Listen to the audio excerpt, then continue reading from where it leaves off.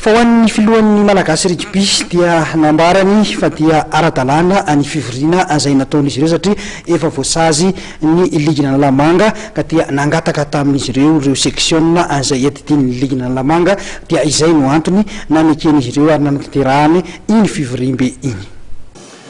Tena marina moa izy anie zavatra voleny io ary ny zavatra navela teo izy mba tsy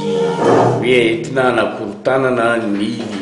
fampandrosoana ny rugby eto Madagasikara ary raha mahita mihitsy fa ny zavatra rehetrarehetra nataon'ny malagasy rugby zany teo amin'ny fanatanterahana ny andraikiny eo amin'ny fampandrosoana ny rugby ny compétition rehetrarehetra internationale vita daholo ny projet de développement vita daholo ary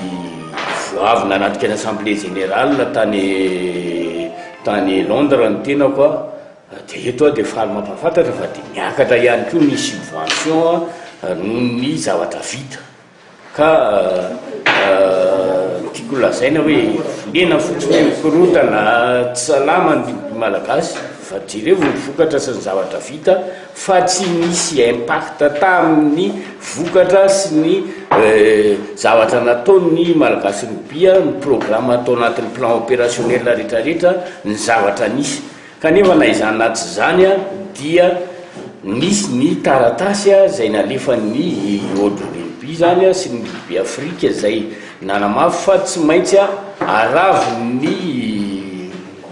comme sy ny mystère io olana izay nisy teto Madagasikara io ary ny fédération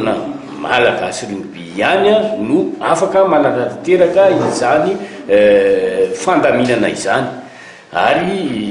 noho izay fandaminana izay zany dia nanao fangatana zareo ny ratsamagaika ny eo amin'ny section na Lamanga zany nangataka ny malagasy rugby mba hanao izao assemblée générale izao dia amin'ny raha ny statut sy ny règlement intérieur no apetraka zany no ampiasaina zany dia ny tsisy afatsy ny malagasy rugby zany hoe ny fédération hiérarchiquement ihany no afaka manao mitantana izao assemblée générale izao dia notatany ny malagasy rugby